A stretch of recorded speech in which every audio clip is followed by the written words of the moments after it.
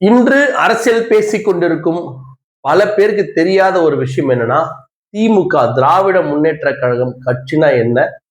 அதனுடைய கொள்கைகள்னா என்ன? அதனுடைய தலைவர்கள் யார் யாரு? அவர்கள் எப்படியாப்பட்ட சிச்சுவேஷன் என்ன மாதிரியான ஒரு விஷயங்களையும் கடந்து வந்தவர்கள் அப்படின்றத கண்டிப்பா வரலாறு படிச்சீங்க அப்படின்னா உங்களுக்கு திராவிட முன்னேற்ற கழகத்தை பத்தி தெரியும். இந்த மாதிரி பல விஷயங்களை பார்த்துட்டாங்க அந்த கட்சி. கிட்டத்தட்ட நம்ம மாதிரி 75 வருஷம் அது கட்சி பாரம்பரியமே 75 வருஷம்னா நீங்க கணக்கு பண்ணீங்க உங்களுக்கு என்ன வயசு 20 25 வயசுலாம் ஒரு 50 வயசு வரைக்கும் இருக்கிறவங்க இருப்பீங்கன்னு வச்சுங்களேன். நீங்க பிறக்கிறதுக்கெல்லாம் முன்னாடியே இருந்த கட்சி தமிழகத்துல பல விஷயங்களை பார்த்த கட்சி திராவிட முன்னேற்ற கழகம் தான். தமிழகத்தை பொறுத்த பிஜேபி இப்ப வந்த கட்சி தான். அந்த அளவுக்கு ஒரு பழமையான கட்சி காங்கிரஸ்க்கு அப்புறமா தமிழ்நாட்டில் இருக்கிற ஒரு மிகப்பெரிய கட்சி திராவிட முன்னேற்ற கழகம். அந்த கட்சியை அழிப்பது என்பது நடக்காத ஒரு காரியம் அப்படின்றத மற்ற கட்சிகள் உணர்ந்துக்கணும். ஏன் அப்படின்னா நீங்க தொடர்ந்து பாத்தீங்கன்னா அந்த கட்சியில அந்த தலைவர்கள், அந்த தொண்டர்கள், அவருடைய உறுப்பினர் எல்லாமே அந்த கட்சிக்கு உண்மையா விசுவாசமா இருக்கக்கூடிய ஒரு கட்சி தான் திராவிட முன்னேற்ற கழகம். நீங்க பல தடவை பார்த்திருப்பீங்க, டிஎம்கேல இருந்து ஏடிஎம்கே போனவங்க இருப்பாங்க, ஏடிஎம் டிஎம்கே போனவங்க இருப்பாங்க. ஆனா அந்த 2 பேர்ல சேஞ்ச் பண்ணின எல்லாருமே திராவிட முன்னேற்ற கழகம் தான் தாய் கழகம் அப்படின்றதுல யாருமே மாற்று கருத்து பண்ண மாட்டாங்க. அதனுடைய தலைவர்கள் மாற மாற மாற மாற்றம் ஏற்படுமே தவிர 2 கட்சியுமே ஒரே கட்சி தான். அதுல எந்த சந்தேகமும் யாருக்குமே வேணாம் அப்படின்றத நான் முதல்ல இந்த இந்த காணொலி ஆரம்பிக்கிறதுக்கு முன்னாடியே சொல்லிடுறேன். முதல்ல அண்ணா இந்த கட்சியினுடைய தலைவரா இருக்கிறாரு. திரு பெரியார் அவர்கள் பிரிஞ்சு அண்ணா திரு தலைவரா இருக்காரு. அந்த தலைவருடைய பேச்சு யாருன்னா கேட்டிருக்கீங்களா? அவருடைய பேச்சை நீங்க கேட்டீங்க அப்படின்னு சொன்னா இப்ப சீமான் சார் பேசுவதை விட பல மடங்கு அட்டகாசமா பேசக்கூடியவர் திரு அண்ணாதுரை அவர்கள்.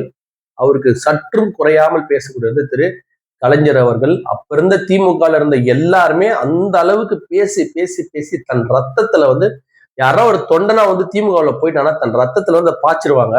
அவங்களால என்ன பண்ண முடியாதுன்னா அந்த அந்த அந்த இடத்துல வெளியில வரவே முடியும். என்னதான் நீ எவ்வளவு பெரிய ஆள் கூப்பிட்டாலும் சரிதான், திராவிட முன்னேற்ற கழகத்தை சேர்ந்த தொண்டர்களை உங்களால திருப்பி எடுத்துட்டே போக முடியாது. அது பிளட் சொல்லுவாங்க இல்லையா, அந்த மாதிரி ஏ பாசிட்டிவ் பி பாசிட்டிவ் மாதிரி அது டிஎம்கே பாசிட்டிவ். அதை யாருமே என்ன பண்ண முடியாதுன்னா அங்கிருந்து அசைச்சு கூட பார்க்க முடியாத ஒரு கட்சி தான் திராவிட முன்னேற்ற கழகம். சும்மா அவங்க என்ன பண்ணுவாங்க, எப்பனா ரொம்ப முடியலன்னா சும்மா ஓட்டு போட்டா கூட அவங்க வீட்டுல அழக்கூடிய அளவுக்கு அந்த தொண்டர்கள் இருப்பாங்க.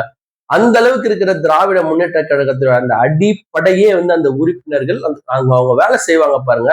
நீங்க யாருமே அவங்க பக்கத்துல கூட போக முடியாது. ஒரு இடத்துல ஒரு பிரச்சனை அப்படின்னா அங்க அதிமுக வருதா, நாம் தமிழர் வருதா, இல்ல டிவிகே வருதா, அவங்கள வருவானோட தெரியாது. ஆனா ஆளா நிக்கிறது திராவிட முன்னேற்ற கழகத்தை சேர்ந்த நண்பர்கள் தான். அவங்க நல்லவங்களா கெட்டவங்களா தான் அப்புறமா வச்சுங்க. அவங்க லஞ்சம் வாங்குறாங்களா, உழைக்கிறாங்களா, ஆனா மக்களுக்கு ஒண்ணு அப்படின்னா அந்த இடத்துல முதல்ல நிப்ப திராவிட முன்னேற்ற கழகம் தான். என்னை பொறுத்த வரைக்கும் நான் எல்லா கட்சியுமே வாக்களிச்சிருக்கிறேன்.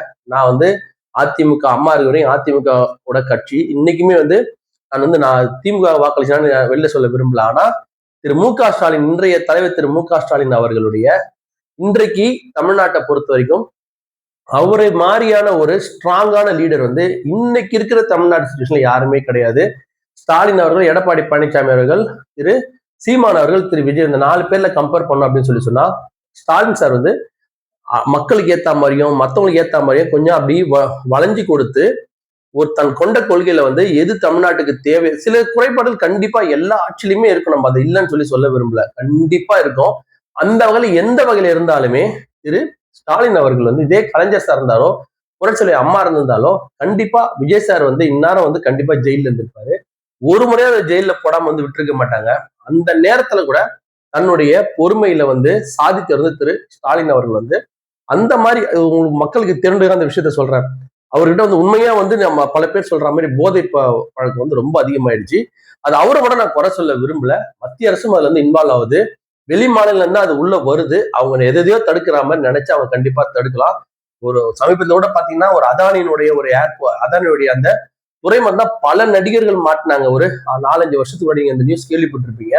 ஆனா அந்த நடிகர்லாம் பிடிச்சி விசாரிச்சாங்க. ஆனா அந்த துறைமுகத்தின் ஓனர் அவங்க தொடவே இல்லை. அந்த மாதிரி மத்திய அரசும் அதுல ரொம்ப பங்கு வலிக்குது, மாநில அரசுக்கு அதுல பங்கு இருக்கு. நான் அதுல உள்ள போக விரும்பல.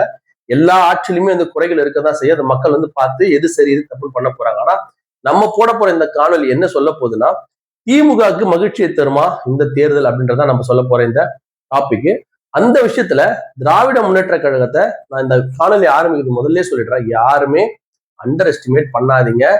நம்ம எது பண்ணாலும் அவங்கள மாத்திலாம் நினைக்கவே நினைக்காதீங்க.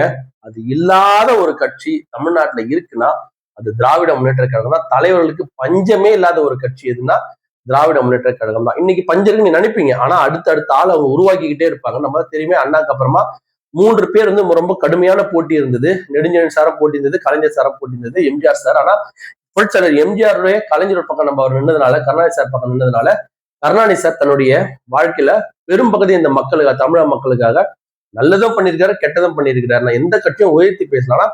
தொண்டர்கள் மற்றும் மக்கள் மத்தியில வந்து ஒரு நீங்கா இடம்பெற்றவர் திரு கலைஞர் திரு கருணாநிதி அவர்கள். அவருக்கு அப்புறமா அவரை விட பல மடங்கு புத்திசாலி யாருன்னு கேட்டா என்ன பொறுத்தவரைக்கும் திரு மு.க. ஸ்டாலின் அவர்கள். அவருடைய அந்த ஒரு நடவடிக்கையுமே பாத்தீங்கன்னா ரொம்ப அமைதியா இருப்பார். ரொம்ப அமைதி. எந்த நேரத்துல அவசரப்படக்கூடாது. ஒரு தலைவன் அப்படின்றவன் என்ன பண்ணும் அப்படின்னா அமைதியா இருக்கணும். ஃபர்ஸ்ட் அமைதியா ஒரு விஷயத்தையும் உள்வாங்கி எதை எப்ப செய்யணும், எதை எப்ப செய்யக்கூடாது அப்படின்னு செய்யற அளவுக்கு, எதை இப்ப வேகமா செய்யணும், எதை ரொம்ப ஸ்லோவா செய்யணும். அவர் வந்து நீங்க கூட்டணி அமைச்சதே பாத்தீங்கன்னா அரசியல்ல எவ்வளவு சாமர்த்தியமா பொறுமையா இருந்து இருந்து இருந்து இதுவும் சொல்லாம அதுவும் சொல்லாம கிட்டத்தட்ட எல்லாரையும் ஒரு கார்னர் பண்ணி அழகா கூட்டணி அமைச்சு அழகா வந்து இந்த தேர்தல் வந்து சந்திச்சாரு திரு ஸ்டாலின் அவர்கள். அத்தனை கட்சியை உள்ள கொண்டு வர வச்சாரு. கட்சி இல்லாம பெருந்தலைவர்கள் பல பேர், அதிமுக பெருந்தலைவர்கள் பல பேரை வந்து தன்னுடைய கட்சியில வர வச்சது எல்லாமே ஒரு சாமர்த்தியம் தான். அந்த சாமர்த்தியம் எப்படி அவருக்கு வந்தது அப்படின்னா அவருடைய கட்சியோட பாரம்பரியமே அப்படிதான். கலைஞர் சார் கூட வந்து பாத்தீங்கன்னா எதை எப்படி நாசுக்கா பண்ணுமோ அப்படி பண்ணக்கூடியவர் அவரு. ஆனா அவர் வார்த்தைகளை சில நேரத்துல கொஞ்சம் அதிகமா பேசும்போது சில வார்த்தை சில பேர் தப்பா சொல்றாங்க. ஆனா இது வரைக்கும் வந்து திரு ஸ்டாலின் அவர்கள் எந்த கட்சி தலைவரும் தப்பா பேசுனதே கிடையாது. அந்த மாதிரி நேரத்துல அமைதியாயிடுவாரு. எதிரிகள் யாருமே இல்லாம பாத்துப்பாரு. எல்லார்டையும் போவாரு, வீட்டுக்கு போவாரு, நல்லது போவாரு, கெட்டதுக்கு போவாரு. அழைக்கிறாங்க முக்கியம் இல்ல, போயிட்டு வந்துருவாரு. அது திமுகவுடைய அவர் மட்டும் இல்ல, அவருடைய கட்சியில இருக்கிற சிறிய சிறிய ஆட்கள் கூட தொடர்ந்து செய்யற வேலை என்னன்னா, அந்த கட்சியில இருக்கிற மெம்பருக்கு ஏதோ ஒரு பிரச்சனை அப்படின்னு சொன்னா ஆளா போய் நிக்கிறது அந்த கட்சி தொண்டன் தான். அது தலைவன்ல இருந்து தொண்டன் வரைக்கும் வந்து அந்த விஷயத்த ஃபாலோ பண்றது திமுக. அந்த திமுக இந்த 2026 தேர்தலில் எதை விரும்ப போகுது, அந்த ஆட்சி தொடர்ந்து நீடிக்குமா அப்படின்றத விரும்ப போகுது. எந்த காரணத்தை கொண்டும் அதை விட வேறு எதையுமே ரெண்டாவது ஆப்ஷன் கிடையாது திமுக. திமுக தொண்டர்கள் தலைவர்கள் எல்லாருக்கும் எது மகிழ்ச்சியை தரும் அப்படின்னா அந்த கட்சி மீண்டும் இந்த முறையும் ஆட்சி அமைக்க வேண்டும் அப்படின்றது தவிர வேற எதையுமே திமுக விரும்பாது.